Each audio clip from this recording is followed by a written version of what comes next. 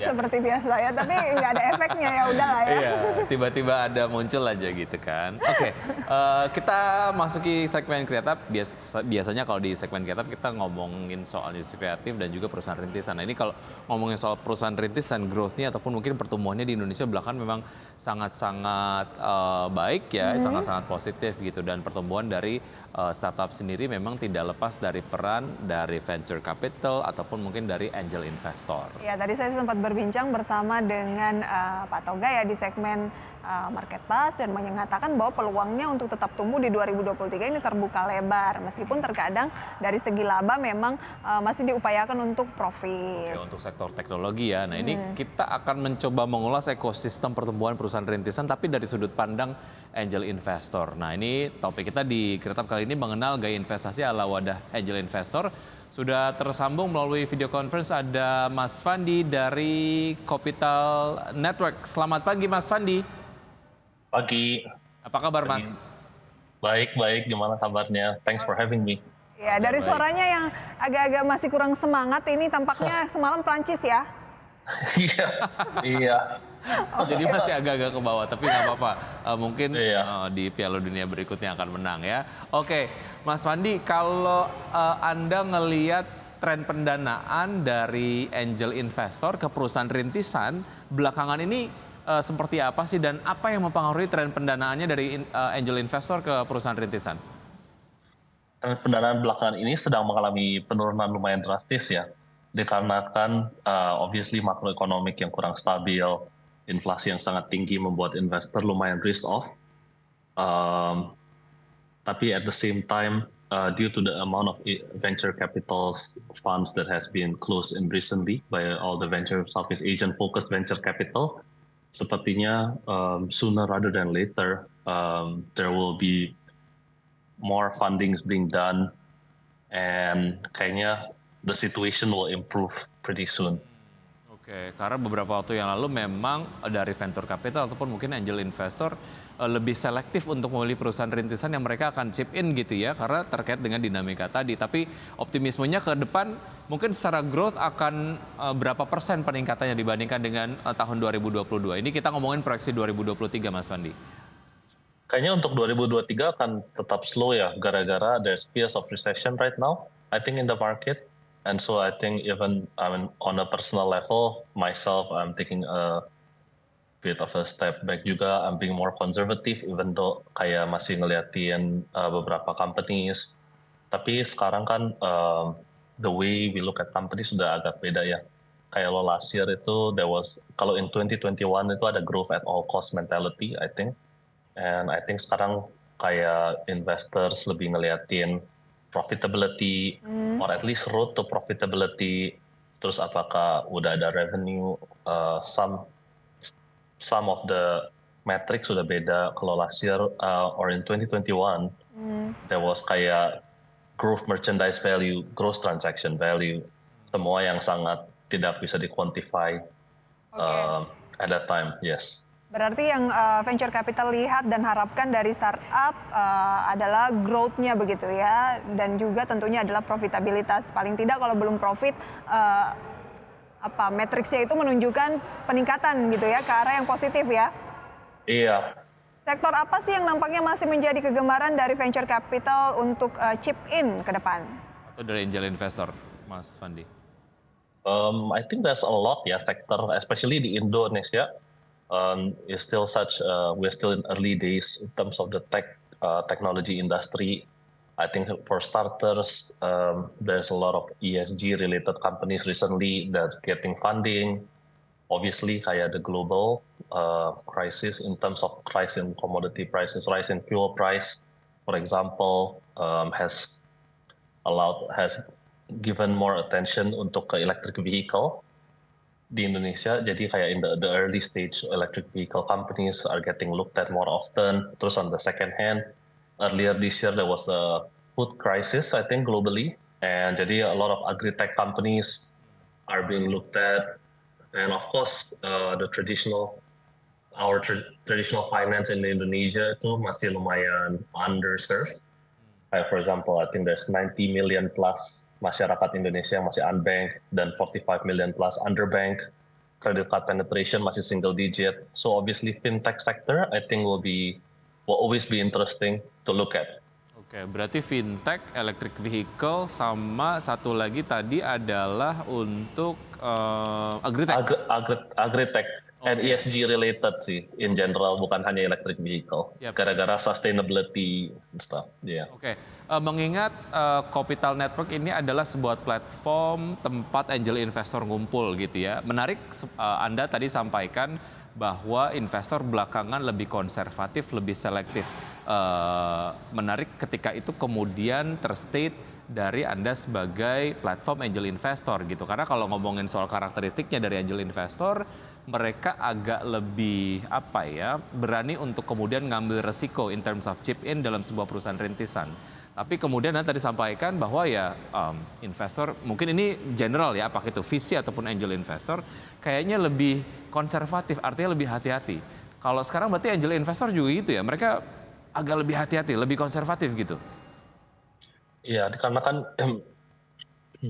maaf, angel investor kan memakai duit our own personal money. So of course it's quite different in terms of angel investor from venture capital. Jadi there will be more of it will be even more conservative I would say because kalau I guess some funds ada pressure to deploy capital, tapi kalau angel investor tidak ada keperluan untuk mendeploy capital jika belum ada conviction yang cukup besar. Malah lebih konservatif angel investor begitu ya daripada VC begitu, karena yang digunakan oleh angel investor sendiri untuk chip in adalah uang sendiri gitu ya. Iya. Oke, ini satu insight baru Prisa dan juga pemirsa, karena kalau beberapa waktu yang lalu kayaknya saya kemudian terinformasi bahwa memang angel investor ini kalau ngomongin soal berani atau tidaknya untuk mengambil risiko dalam hal investasi, biasanya angel investor lebih berani untuk mengambil risiko begitu ya. Tapi ternyata ini memang ada insight lain, menarik. Thank you Mas Fandi. Kalau kebutuhan startup akan pendanaan sebenarnya ke depan ini masih, karena kita tahu kan selama ini yang menjadi penyokong utama biasanya itu adalah ya memang pendanaan gitu dari VC maupun juga angel investor, bukannya dana dari sendiri gitu ya, dari founder ataupun direksi-direksinya gitu ya. Nah, gimana kebutuhan akan pendanaan ke depan, apakah juga masih akan cenderung semakin meningkat? Kebutuhan untuk pendanaan ke depan sepertinya it depends on how kita look at it, I guess. Tapi in general, I think kebutuhan pendanaan akan actually drop from a founder's perspective because founders punya mindset will change, I guess. They'll become more conservative and they'll be more focused in self-sustainability and profitability because of how difficult it is to fundraise.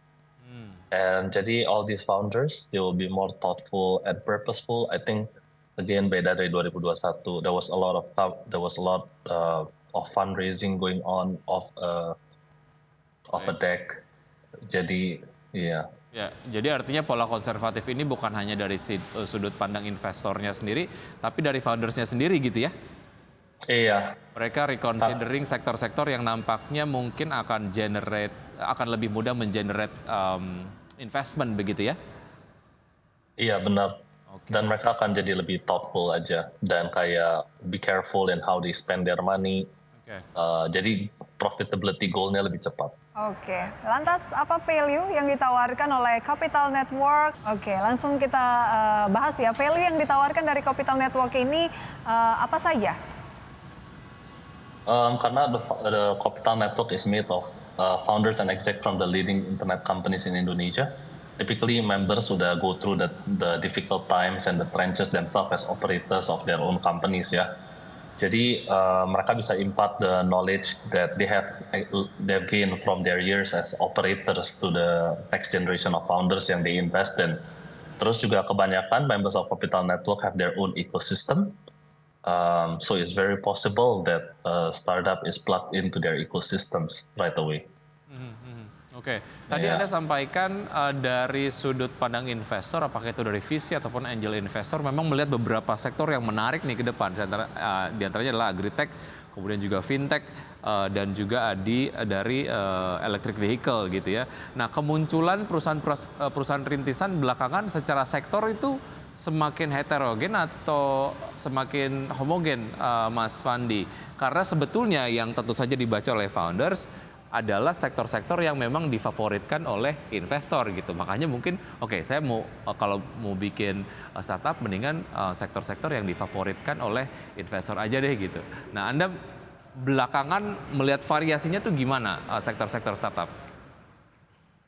Kayaknya sekarang mulai beda-beda ya, dikarenakan dulu kan kalau we look at a lot of the startups, mereka ngelihat founders mungkin lebih melihat sektor yang lebih in trend. Jadi kayak mereka follow that trend and mereka coba fundraise of that.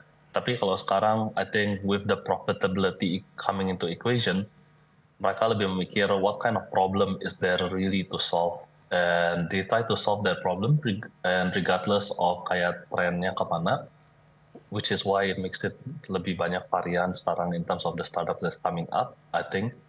Just because sekarang fundings are very hard to get and it's not guaranteed, jadi they have to survive by themselves. So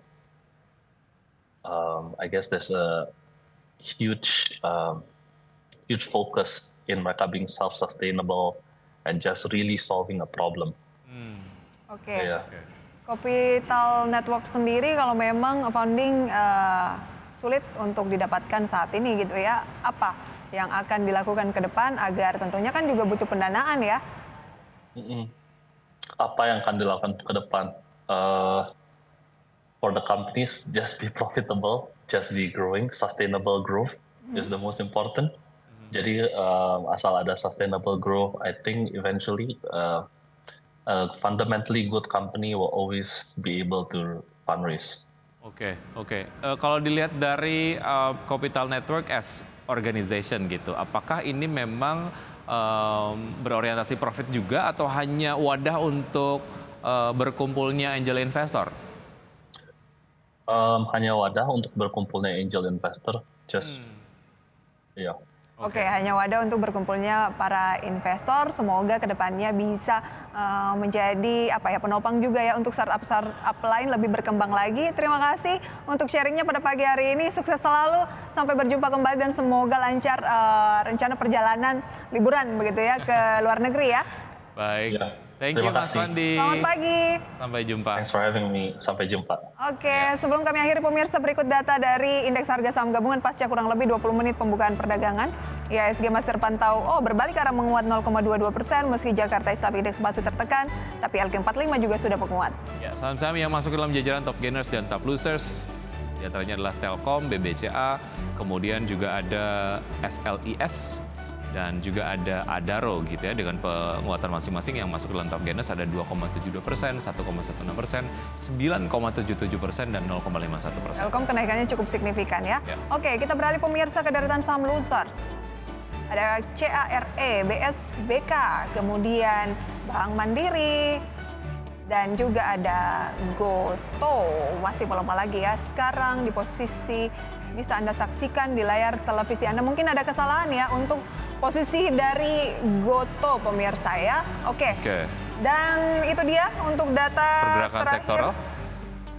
Dan juga pergerakan sektoral. Ya, sektor-sektor yang memimpin adalah infrastruktur, konsumsi non primer, sementara sektor-sektor yang melemah adalah barang baku dan juga kesehatan. Oke, GoTo sekarang di posisinya adalah 95 pemirsa ya. Kami revisi yang tadi dan semoga ini bisa menjadi referensi untuk Anda. Saya Prisa Semodatu. Dan saya Wiki Adrian, undur diri. Terima kasih dan see you in the morning.